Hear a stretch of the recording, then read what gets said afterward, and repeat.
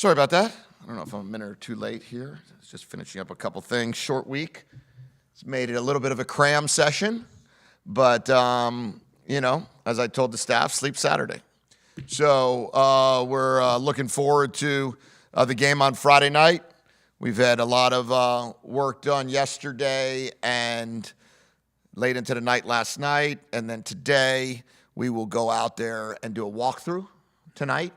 We won't do a traditional practice because we didn't get back till 5 in the morning. And then we'll go Tuesday, Wednesday, Thursday, day before, Friday, game day. So excited about it. Blackout, from what I was told.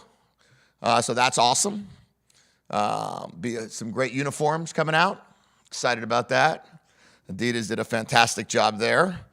We've got seniors. 26 seniors will be walking on senior night, which is a big number, but expected in the situation that we're in terms of we have a lot of guys that have been here 6 years, 5 years.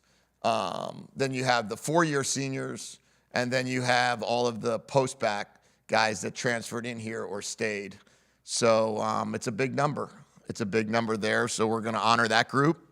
We're going to play a foe that we know in terms of UCLA and a team that's a former member of the Pac-12. So we're familiar with them. We're familiar with their team, their staff. I worked with Deshaun at UCLA. He was our running back coach when I was there in 2017 as the offensive coordinator. And so certainly have familiarity there. We've played them the last 3 years at the last place I was at. And it'll be fun. But we need an incredible crowd for a lot of reasons. Number one, I think we should honor the kids that stayed. Some of our players have been through 4 head coaches. Some have been through 7 coordinators. COVID season, 4-8 year in 21, 14-1 year in 23, and now they're going through it, their final year here and trying to figure out what their life is going to look like if there's an NFL career or not for them. So I think it's really important to honor them, have our last dog walk of the year, have our last game of the year at home. Hopefully we'll never have another year where we only have 6 home games. The goal will always be 7 home games moving forward, which is obviously what all of the other teams in the Big Ten do. And I'm sure we'll do that as well. I know that is our plan moving forward. So we've got one more road trip, and then hopefully we have one more road trip after that in December. But we've got to get our job done in these next 2 weeks, and it starts this Friday. Are Will going to start Friday? We'll start Friday, yes. Okay. Does the plan for him change at all? Do you plan to give Damon a drive or 2 here or there? What's the... At this point in time, I would say our plan would be similar to SC plan or Michigan plan. I think about 15 plays, 20 plays, but that's certainly up for grabs and probably some game plan advantage there if I don't answer that more than that. Can you talk about why it makes sense to start Will again Friday? Yeah. Well, for a few reasons. Number one, he's led us all season long, and he's 5-0 at home. He has done a fantastic job against both Michigan and USC in our home games here and Northwestern. He has been a fantastic leader since arriving here.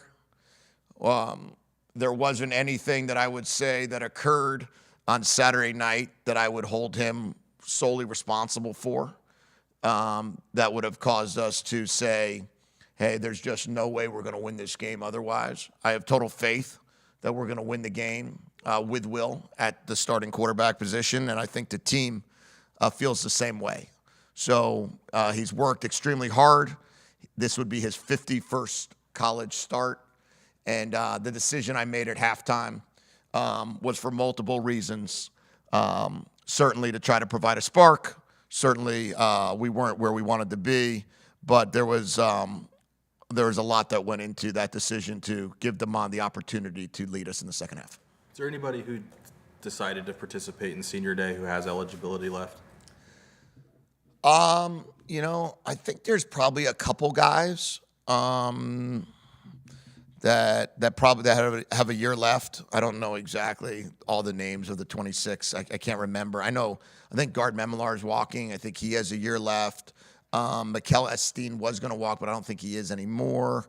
There's probably a few guys here and there. Sam Adams, I think he's got a year left, I think. But I just give them the opportunity. I say walking does not mean leaving. Jordan Morgan walked and then came back. Mike Wiley walked and then came back a year ago with us at Arizona, both of which are now, one's at the Packers, one's at the Commanders. So, and they played for us their following year, and they walked again. So, I think those are the only couple, but I'm not positive. How'd you come out health-wise from the game? We're pretty good. It seems like I'll know better tomorrow where we're at, but nothing at this point in time that I would report saying that anybody has been eliminated from the game. So I'm hopeful that we get a little bit healthier with Mikel. Hopefully that he's getting Bruner is going to be fine. Kali should be fine. It looks like as of now when I walk by him, he told me that. So we'll see. You were a head coach at UCLA for 2 games. Did that push you in that direction? Did it make you want to become a head coach more? And what were the circumstances? Was it hard to become an interim coach for your head coch? And talk about that a little. Yeah. That's always a tricky situation. We were 5-5 and played USC. And it was I think it was Coach Mora's maybe 7th year there. And we wound up losing 28-23 to USC, and they made the change that Sunday morning. And they called and asked if I would take the job. It was my first year at UCLA, and you feel you have very mixed emotions because you're there because of the head coach. You're there because he reached out and hired you. I didn't need to by no means leave Michigan, and chose to do that to coach Josh Rosen and. Be there, and then next thing you know, you're getting thrown into that deal. And we had a Friday night game, and I said, I'll do it for the players. I think it's an opportunity that our players continuity, and I felt like that was our best thing to do for them. We wound up winning the game, going to a bowl game, and the night after we won the game to go beat Cal, they hired Chip to be the head coach. And they asked if I would stay on. I said Chip didn't want to be involved at all in the bowl prep or bowl game, and he was going to put his staff together and stay out of the way. And so we did everything we could to have a fantastic bowl experience. It's always challenging. It's always tough when you in this profession when that happens. But we gave our players the best we could and the best opportunity we can to enjoy their Christmas over for a bowl game. Did that make you want to pursue it later on? I always wanted to be a head coach. There was never a doubt in my while I was growing up in the profession that I wanted one day to have the opportunity to run a team, and it certainly gave me some insight into what it was going to take to be a head coach, and it really was certainly a big jump from just being a coordinator. So it was nice to have an opportunity for those 5 weeks to practice at it, I would say, and then went back to the NFL for 3 years before going to Arizona. With Carson, was it just the same shoulder that he was shoulder. Okay. So it's just a matter of him being able to play through the pain or whatever. Yeah. It's a pretty bad. He's got an AC sprain. He's tough as nails all year long, and. There's not gonna be any negative deal if he for him to continue playing. After the game on Friday, you really hadn't had a chance to talk to Thaddeus Dixon yet. Have you had a chance to talk to him, and just your thoughts after reviewing the play? Yeah, I talked to Thad, and he's excited for Friday night. And the bottom line it wasn't in the second half, so he's able to play this game right off the bat.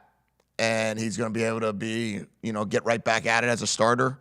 It's one of those rules that we're not going to be able to fix today, tomorrow, or the next day.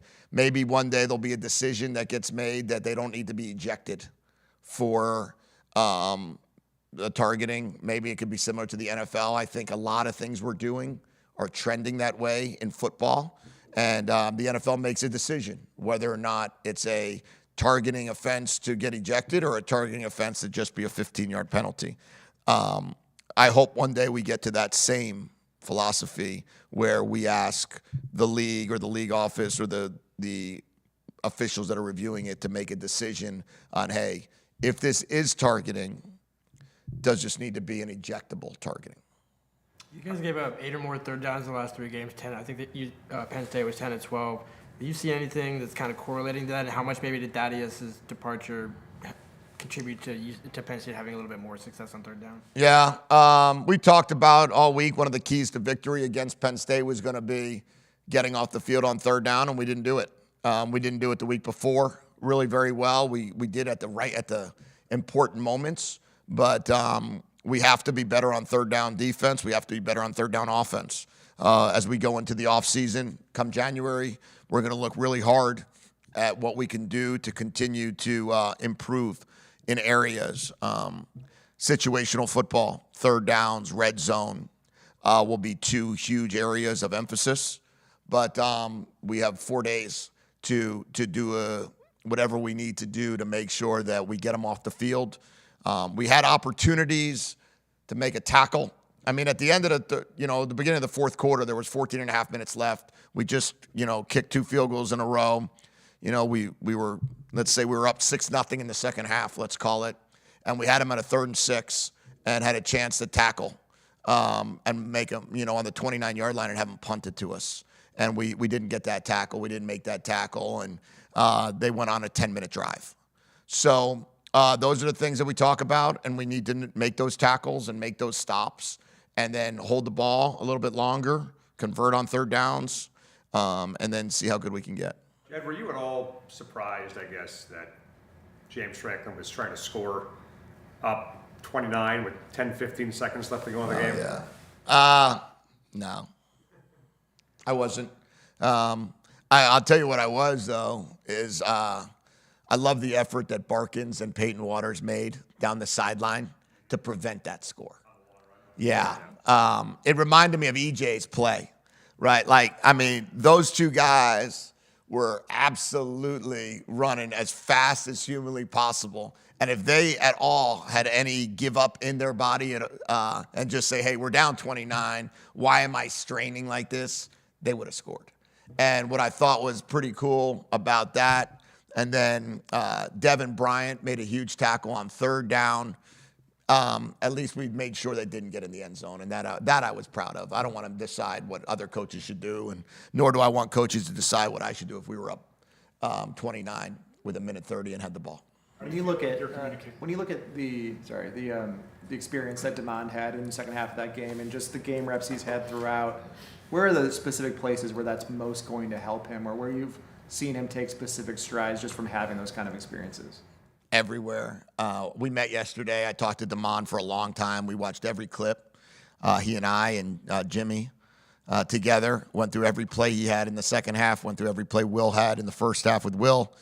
And what I explained to Demond is, you're going to end up, just like Penn State's quarterback, number 9 played 13 snaps. 9 and 44 played 13 snaps at quarterback, and Aller played the other, 52 snaps. And, what happens is you get these opportunities, and now when Demond gets in there next year, he's going to have experience at playing in front of 107,000 people in a whiteout. He's going to have the experience of going against the number 4 team in the country that has 1 loss by 1 score, against Ohio State. He's going to have the experience of, what does it feel like to try to make a slant throw into tight coverage on 4th and 5 and be able to draw from that experience. They gave us the kitchen sink at the end of the game. They were bringing 8 up cover 0. They were bringing 7 up cover 0. They were blitzing us on almost every down. And Demond made plays, didn't make plays, but, scrambled for a first down on 4th down, scrambled up the sideline for 50 yards, got sacked. out of touchdown range on a 3rd and 6, on the 6. So we're able to go through every one of those scenarios with him and talk about, hey, man, when that happens next year, we're playing Ohio State and they want to go all up 0 in our stadium. What's our answer going to be? Or, hey, when we open the season up, I don't want your first time that you're dealing with a 4th and 5 on the 5 being, in Pullman week 3 next year or whatever it might be. I want it to be now. So he's really beginning to learn from it. I'm sure he'd love the double reverse pass back, right? And the third play of the second half. But I also know that next year he's not going to miss that throw. And I know that he's going to continue to improve. And at the end of this season, he'll probably have 150 to 200 snaps. And, then we got him for 3 more years. And we've got an opportunity to take those 3 years. And I've never had a quarterback for that long. So this is like a dream of mine. I think I've had 19 quarterbacks in 20 years. So 19 starters in 20 years. So the idea of having a guy for a couple of years that we could build this thing through is pretty exciting. Jedd, on the interception that Will threw going to Jeremiah, I don't have the all 22, so I'm not kind of speaking out of my what here, but it looked like Jeremiah had kind of an inside release. Do you want him to go inside? Does he have freedom to go inside, outside on that? Or? No, it's an outside release play.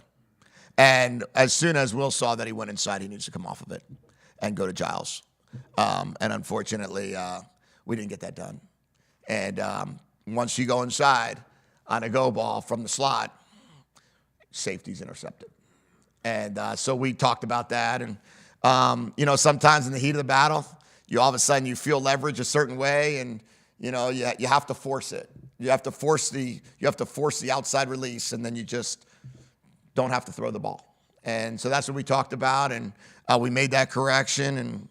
And sometimes you can't make the correction until the negative play happens, or you make it again after the negative play happens. But I think everybody would like that one back. Do you have a read right now on the likelihood that Jonah Coleman might want to play another year of college football? I'm going to say it's on the high end of 90%. Really? Yeah, but we'll see. Is there a chance that Max gets back this week? He can play this week, but he's going to have to play with a cast, so we're pretty cautious of that. You've got somebody like Roy Tanufi who's in his 4th year.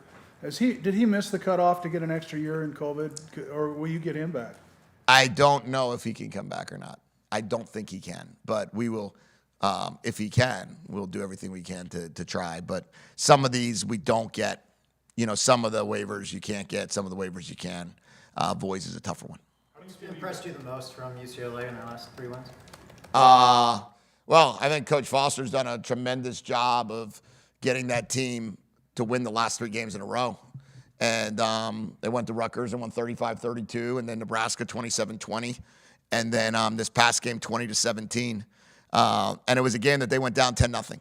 So they're resilient.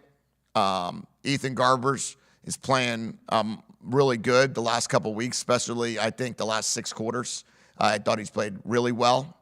And, I think that they've got some players that are making some big-time plays. They got an outstanding defense. He's got them playing really hard. They started 1-5, could have gone any way at that point in time, and they went the way of 3-0. So this is a really good football team. They were 8-5 last year. The year before, they were number 9 in the country. They didn't lose a lot. They have old players. They only have 1 transfer in the front 7 on defense. Everybody else, and that he's from Navy, defensive end. Otherwise, everybody else has been there, is there. They probably have the best nose tackle in football, in college football, number 93. And, I think what impresses me the most is how the teams played together, how they've improved. And, Coach Bieniemy's done a really nice job on offense with Coach Castillo. And we know that, they're continuing to become a pretty explosive team on offense and getting really good on defense. Cam Davis? Last one. Cam Davis have a chance to play this Saturday or Friday? Cam? Yeah. Cam will play. Because it didn't look like he got it against Penn State. Yeah, Cam's good to go. Mm-hmm. Okay, thanks.